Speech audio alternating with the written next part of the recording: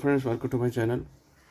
Friends, आज मैं आपको नेटवर्किंग से रिलेटेड एक बहुत ही कमाल का इशू बताने जा रहा हूं, और ये इशू जल्दी से आपके पकड़ में आने वाला है नहीं। और जो है, जो भी मेरे भाई नेटवर्किंग वगैरह करते हैं, तो नेटवर्क संभालते हैं, उनके लिए बहुत ही कमाल की चीज़ है। तो आइए देखते हैं हुआ क्या था। देखिए, ये मेरा स्विच है। इस स्विच से एक वायर जो है जा रही थी हमारे एक फर्स्ट फ्लोर पे, हमारी जा रही थी, लंबी वायर थी काफ़ी। तो थी वो मेरे ख्याल से 70-80 मीटर के आसपास होगी। तो मैंने स्विच में देखा, वहाँ कनेक्टिविटी नहीं आ रही थी। वहाँ पे एक अनमैनेज्ड स्विच लगा हुआ था, डीलिंग का, छोटा सा 5 पोर्ट का। तो उसमें जो है कनेक्टिविटी नहीं थी, उसके पोर्ट पे कनेक्टिविटी नहीं थी, मतलब उसका पोर्ट एक्टिव नहीं हो रहा था, ऑन नहीं हो रहा था उसका पोर्ट। और जब मैंने मेन स्विच पे आके देखा तो देखिए क्या हो रहा था। जो आप इस तरफ जो ये लाइट देख रहे हैं, ये वाली 1 नंबर लाइट देख रहे हैं, जो ये आप देख रहे हैं, इसके सिम्टम देखिए। ये ऑन हुई, ब्लिंक हुई, फिर बंद हो गई, ऑन हुई, ब्लिंक हुई, बंद हो गई। देखिए, अब दोबारा से देखिए।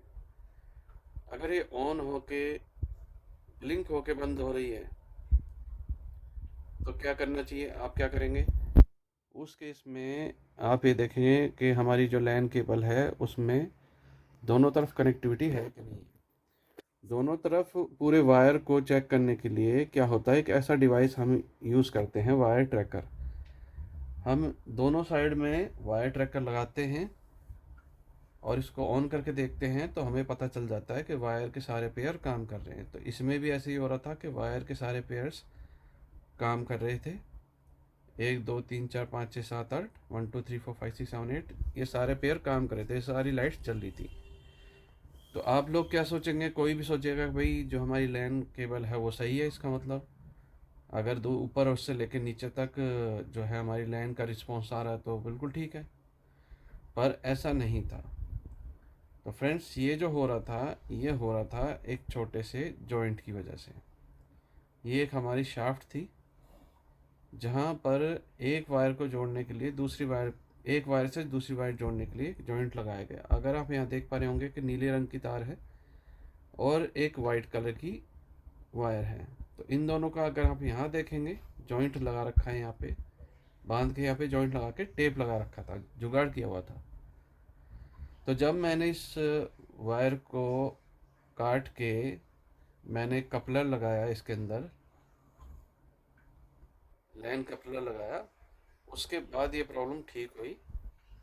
तो फ्रेंड्स, अगर आपके सामने भी इस तरह की प्रॉब्लम आती है कि लिंक बन के ब्रेक हो रहा है, लिंक बन के ब्रेक हो रहा है बार बार, तो आप समझ जाना कि आपके वायर में फॉल्ट है। आपकी लैन केबल में ट्रैकर से, वायर ट्रैकर से रिस्पॉन्स आ रहा है, पूरा रिस्पॉन्स है, मतलब पूरी कनेक्टिविटी शो कर रहा है, पर स्विच में कनेक्टिविटी नहीं आ रही है। आप पोर्ट चेंज करके भी देखेंगे, दूसरे पोर्ट में वायर को निकाल के लगा के देखेंगे, तो भी अगर इसमें प्रॉब्लम आ रही है, कनेक्टिविटी नहीं आ रही है, और उसी पोर्ट में दूसरी वायर चल रही है, तो आप समझ लेना आपका वायर ही ख़राब है।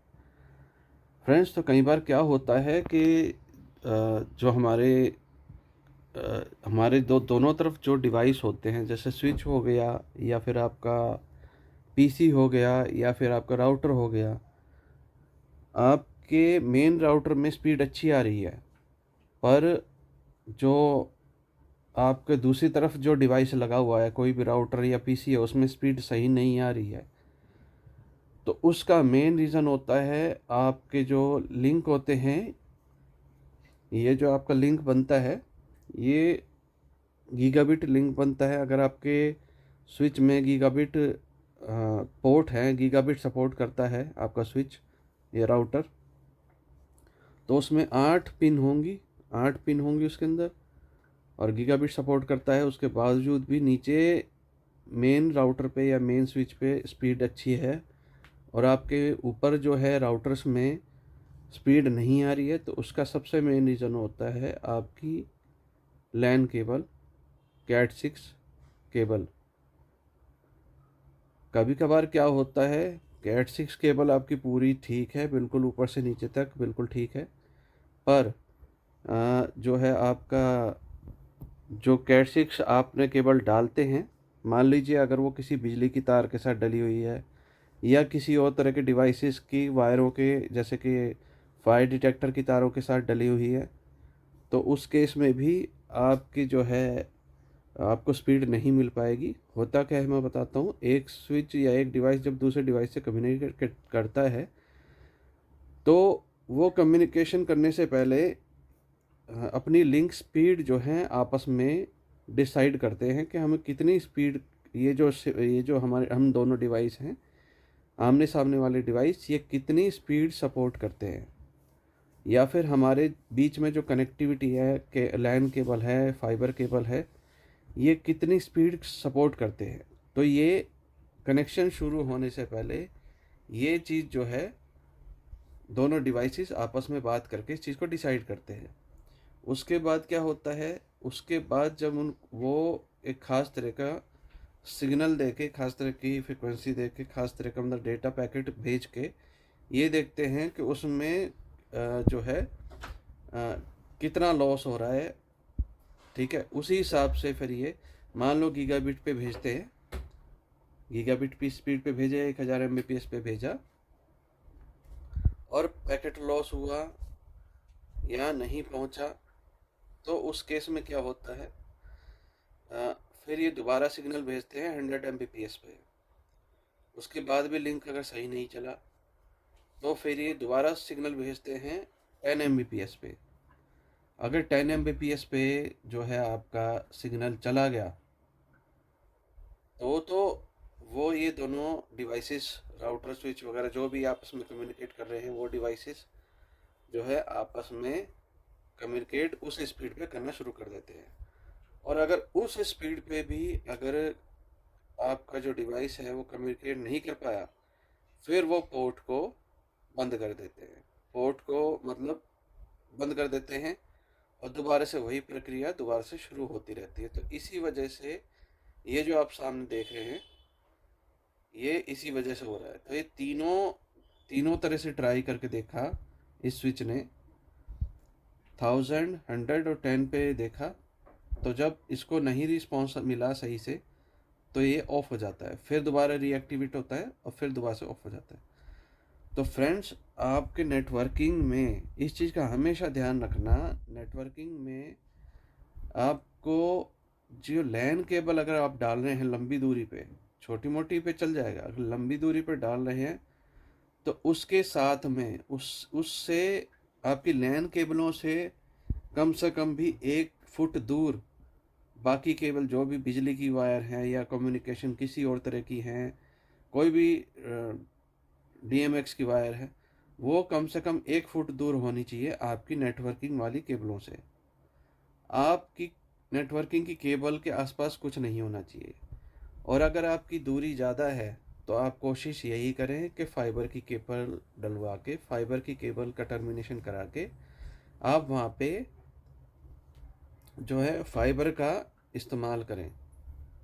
फाइबर को स्विच से स्विच जोड़ने के लिए आप फाइबर का इस्तेमाल करें। इसी वजह से आजकल सारे स्विचेस में, ज़्यादातर बड़े स्विचेस में इस तरह की जो है पोर्ट्स अवेलेबल होते हैं। SFP पोर्ट जो होते हैं वो इसलिए होते हैं, तो आप इसी वजह से जितनी भी दूर, अगर दूरी ज़्यादा है तो फिर आप फाइबर का ही इस्तेमाल करें।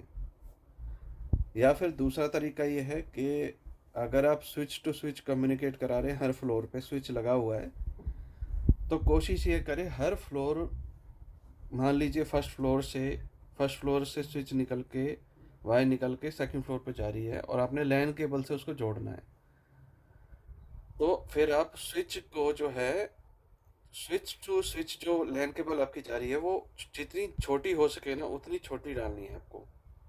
कहने का मतलब है स्विच टू स्विच आपस में जितना कम दूर हो सके उतना ज़्यादा अच्छा है, नहीं तो आपके पोर्ट की स्पीड कम हो जाएगी। और फिर आप स्विच से दूसरे स्विचों पे आप डाल सकते हैं। अगर आपकी दूरी जो है आपकी कोशिश करें कि 50 मीटर तक हो। 50 मीटर अगर दूरी है तो फिर उसके बाद आप एक छोटा सा कोई स्विच और लगा दें। अब स्विच जो है एम्पलीफायर की तरह काम करता है, तो आप इस तरह से स्विच टू स्विच, आप जैसे जैसे अगर दूरी बढ़ती चली जाए तो आप बीच बीच में एक स्विच डालते चली जाइए।